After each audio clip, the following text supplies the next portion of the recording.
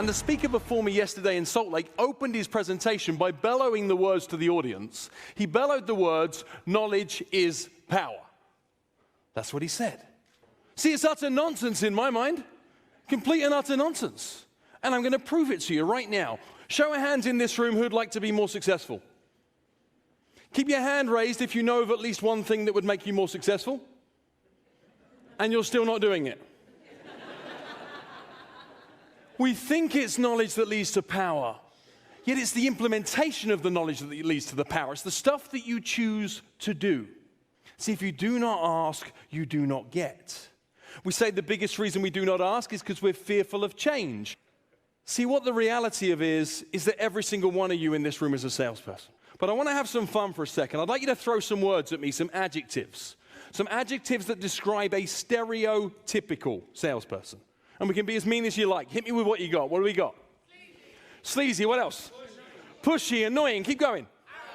Arrogant. Pest. A pest. Ignorant. Whew. See that sequence of words? If somebody used those words to describe you, somebody saw that in you when they saw you for the very first time, how would that make you feel? Yucky, right? She said pissed off. What if by alternative, though, I didn't ask you to describe a stereotypical salesperson, but by alternative, I ask you to describe a professional salesperson? How do the adjectives now change? Service, informative, insightful, great listener, empathetic. Wow. If somebody saw that in you when they saw you for the very first time, somebody used those words to describe you, how would that make you feel? Yeah. Isn't that interesting? See what happened right there? I changed one word, and you changed all the words.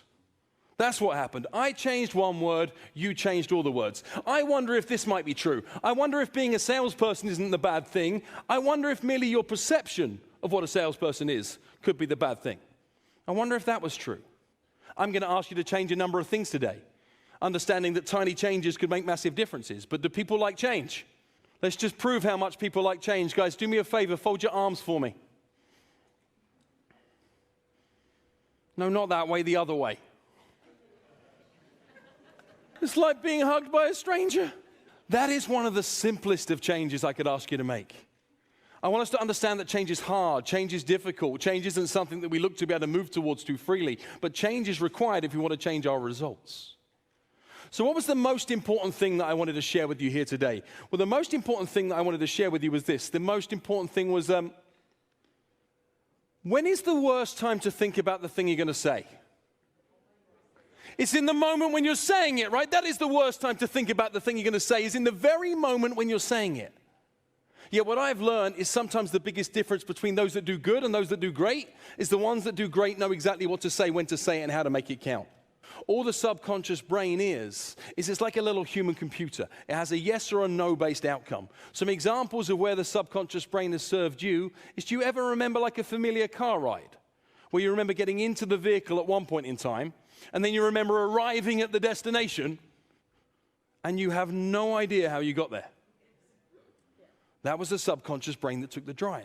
We all have one. If I wanted somebody to consider my idea, instead of asking them to consider my idea, I might preface it with a really useful sequence of words. I might preface the idea that I'll be looking to introduce to you with the words, "I'm not sure if it's for you." See, if I preface my idea with the words, "I'm not sure if it's for you," what does the little voice do? Little voice does two things. First thing the little voice does is it says, well, I'll be the judge of that. Right?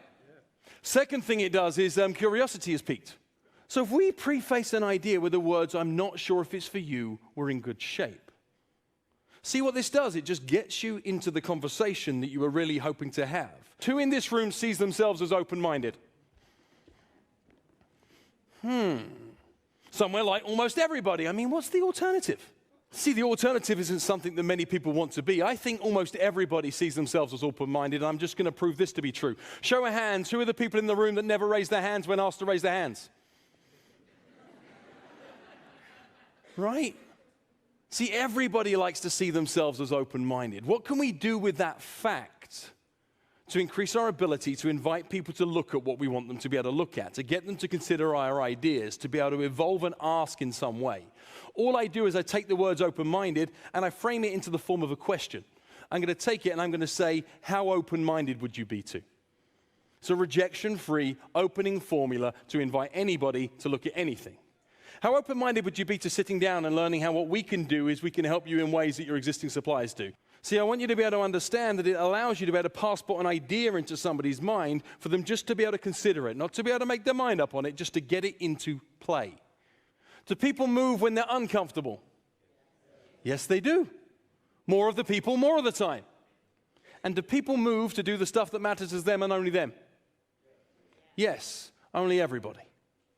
So all forms of motivation work. And I just want you to understand something that might be happening in your business right now. And I'm going to use this chair here as a prop. I want you to understand that this chair is not a conference chair. This chair is, in fact, your couch, your sofa at home. Now, you've just had a particularly busy day, on the back of a particularly busy week, on the back of a particularly busy month, and you are flat out exhausted. You're wearing everything you wore to work, you're carrying your bag alongside you, you step into your home, and you look at your couch.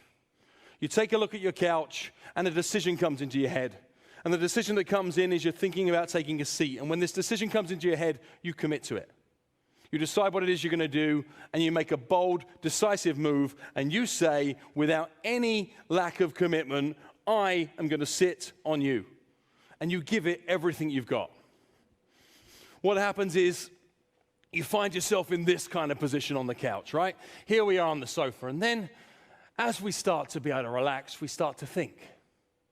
We start to think to ourselves is, you know what? If I go get changed, man, I'm going to be so much more comfortable. I will. I know it. There is not a doubt in my mind. I mean, what happens if I lay this way? Whew, that would be a game changer. But you know what? This is fine. True? How many times does that happen with your customers? You find yourself in a conversation with them. What you're doing is you're sharing how your brilliance, your service, your value could add huge impact into their life. As you're sharing the information with them, they're like, I know. I agree completely. There's not a doubt in my mind that this is the right thing for us to be able to do. It sounds brilliant. I love it. But we're fine as we are. Does that happen, yes or no? Yes. Too much of the time. I want you to think right now, what is it that gets you off the couch?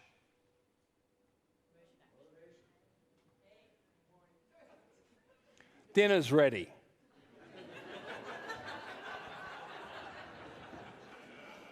Kids need picking up from school. Jobs need to be done. What about that glass of wine? Really need to get to the thing I committed to go to with my buddy. Some form of external pattern interrupts, kicks in and says, now's your time to move. I need you to take full responsibility that you are that pattern interrupt for your customers. That is your job. If you want to redefine what a salesperson really is, pick my definition. What a salesperson is a professional mind maker-upper. And we need to understand a little bit about the decision-making process. And did you know that every decision that every human being has been made at least twice? Logic would then prevail and say, well, if you could get somebody to see themselves doing something before you invite them to do it, chances of them doing it become significantly higher. That's the first thing I need us to understand. Second thing I need to understand is about how decisions are made. And decisions are made based on our memories. I'm going to unpack some information about how our memories really work. I want you to view your memory as nothing more than like a giant Instagram account. Tens of thousands of images that exist in our mind. And we use these images to make decisions every day. When we're faced to make a decision today, our immediate process is to reach into our Instagram account, pull out an image or a sequence of images that are similar to the scenario I'm looking at today, saying, how do these images serve me in today's decision-making process? That's how we make our mind up, by looking at past images. There is a period of our life where we learn quicker than any other point in our life. And that period of life, some scientists say is between like 2 and 7. Some say it's between like 3 and 11. They all agree it's when we're kids. We receive the bulk of our information as children in the form of a story. Now, a story will always sell, whereas a fact will only tell. And stories are our way of implanting images up here in other people's minds. How did a kid know a story was coming? What words were used? Once upon a time.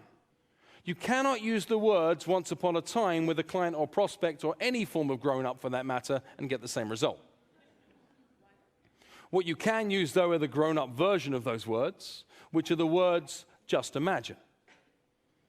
See, when I say just imagine, it opens the Instagram viewer in the exact same way. What can I now do is I can now insert scenarios. Scenarios somebody might want to run towards, scenarios somebody might want to run away from, or scenarios that would make their heart sing. See, just imagine moving forward with me on this program right now and the difference that will be making to your life in as little as 3, 4, 5, 6 months' time. Just imagine what that could do. See what I can do with the words just imagine? I can give you something to chase, something to run from, or something that makes your heart sing. And I never said anything. All I did is I asked you to paint pictures in your own mind. You saw what I was saying as opposed to heard what I'm saying. Note the difference. If somebody sees what you're saying, it is very different than if they hear what you're saying. What if I could tell you that I could passport people in time just like I did with the words just imagine, and not passport people through time with what they see, but with what they feel? Would that be useful, yes or yes? See, if I want to move somebody through time with what they feel, all I use is a future conditional feeling, which is prefacing an idea or a statement with the words, how would you feel if? See, how would you feel if 3 months on from now that we were to work together and you could achieve the results in 3 months that you'd failed to achieve in 12 months a year before? How would you feel if that was true? Can you know what just happened? You saw yourself and felt yourself in a scenario that was based on what you were running towards, running away from, or what would make your heart sing. That's how we move people. And you've got 2 sequences of words that we can use as a preface to get people to see or feel themselves in the scenarios that you can create. Not the result of what you do, but the result of the result of the result of the result, the thing that matters for them. That's how we sell stuff. Everything I'm talking to you today is about questions. It's about our ability to ask great questions. In fact, here is a 5-step process that will not go out of fashion regardless of the internet. 5-step process is this: questions create conversations that lead to relationships that create opportunities that become sales. Everybody wants more sales, but what they forget is the process. Is questions create conversations. Conversations lead to relationships. Relationships create opportunities. Opportunities become sales. That's the process. When is the worst time to think about the thing you're going to say? It's in the moment when you're saying it. So it'd be remarkably unfair of me to ask you a question you haven't been asked before. So I'm going to see just how good we are at questions. I'm going to pick on a couple of people as volunteers. Good thing is they don't even know who I'm going to pick on yet. I'm going to ask a question you've all been asked 1,000 times before, so this isn't going to be anything that should be able to catch you out. And Johnny, how are you? I'm good, thank you. I'm good, thank you. So here we have Johnny at level 1 of response to the how are you question. I asked Johnny, hey, how are you? His little voice in head says, I know this one. I'm good. Thank you. Full stop. What happened to the conversation? Dead. Game over, right? How often does that happen? A lot. Let's see if we can find somebody who can advance us to level 2. See where we can get to. James, hey, how are you? I'm wonderful, mate. How are you doing? I'm wonderful, mate. How are you doing? I'm wonderful too, James. See? There's level 2. How often does that happen? Hey, how are you doing? I'm fine, thanks. Hey, how about you? Yeah, I'm fine too. So funny that everybody feels the exact same way whenever we have this exchange. Just like a mirror comes up. But well done, James, getting us to level 2. Do you know how many levels there are in this exchange? 2. In modern society, we've learned to become efficient with language, so much so that we're no longer effective with language. That's what's happened. We've created these sterile encounters that believe that nobody gives a damn. That's what happens. Has anybody ever seen a game of tennis that they liked?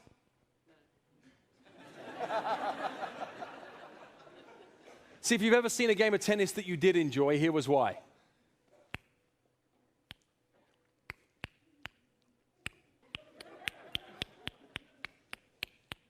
Yay! Right, that's what we liked. We loved the volleys and the rallies. We love when it gets exciting, and conversation is the same. Here are the words that we can use to encourage people to talk about themselves. You are going to want to write these down, but some of these are difficult to spell. They're words like, yeah? Wow. Really? Nice. Cool. See, what do words like that really say? Listening. They also say, go on. Keep going. Tell me more. Give me more in that scenario. See, you said that you want to be better salespeople. That's one of the reasons I know you're at events like this. But first thing you might want to do is to stop being a sales prevention officer. Scrap that role. Fail that part of the job description. Fired. What did we learn is that questions create conversations that build relationships, that create opportunities that lead to sales. Who is the person who's in control of every conversation? It's the person who's asking the questions. How many times do your customers ask questions of you and you jump straight to answer mode? You jump straight to advice monster mode. Here's what selling is. Selling is earning the right to make a recommendation. What that means is you should never, ever, ever, ever, ever invite somebody to move forward with your recommendation unless you can say these words first. The words you should look to be able to say first are the words because of the fact that you said. Because of the fact that you said blank, blank, and blank, is for those reasons what we'd recommend is blank, blank, and blank. So you have to do the work to collect the evidence. Put more simply, in the medical industry, they say that prescription before diagnosis is malpractice. Prescription before diagnosis is malpractice. So please make sure that what you're not doing is inviting somebody to buy your thing before you've really uncovered a need that is genuine and big enough that they, in their words, have said they could benefit from what you're offering. Here's the reality. If I have the word price written in my right hand, the word value written in my left hand, and price comes out ahead of value, which one looks bigger? But if the value comes out ahead of the price, which one looks bigger right now? See, you have to want the thing before you know how much the thing is. Quick show of hands in this room who spent more money on something than they said they would. Take a look around. And now ask yourself again, do budgets really exist? All a budget is like a fictitious creature that somebody made up one day to pass the responsibility onto somebody else. It doesn't really exist. All a budget is a guideline as what somebody thought they could spend towards the thing that you're offering, without having prior knowledge or information to what they really needed. Yet every single one of us has spent more than we needed to when we needed to. How we talk about price is remarkably important. And I'm going to just prove this here for a second. Your name, young man, is? Oliver, can I borrow your pen for a second? This is Oliver's pen. Oliver's pen right here is chucked on a table at a yard sale, a car boot sale. How much is the pen? 15 pennies. Now we're going to take Oliver's pen. It's the exact same pen. I'm going to place it in a stand.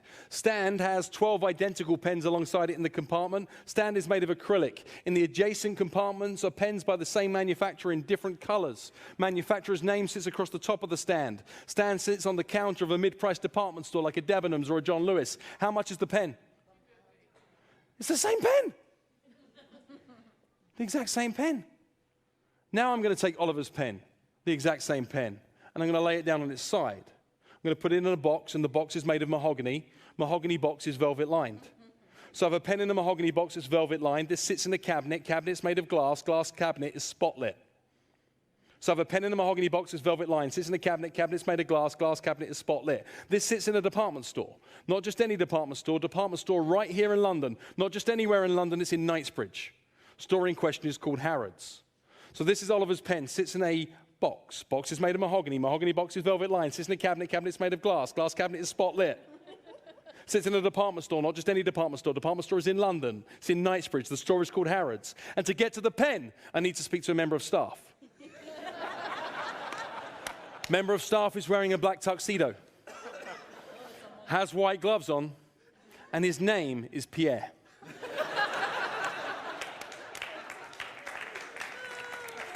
How much is the pen? It's the same pen!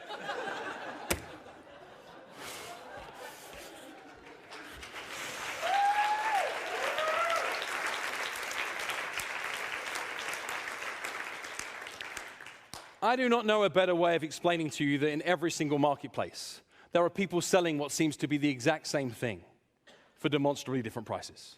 In every single marketplace. In that scenario right there, what was the difference? see everything that you're talking about right now as true. The thing that's worth the money is never the thing. The thing that's worth the money is the things that surround the thing. If you get clear about the things that surround your thing, then what happens is people see more value in the thing.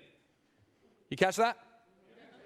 And how well you articulate the things that sit outside your thing is how people see the value of what your thing really is. Make sure that you're doing a good enough job of packaging what is around your thing. So ladies and gents, thank you for listening. I've been Phil Jones. It's a huge privilege to serve you. I wish you all the success in the world you're prepared to work for. Thank you.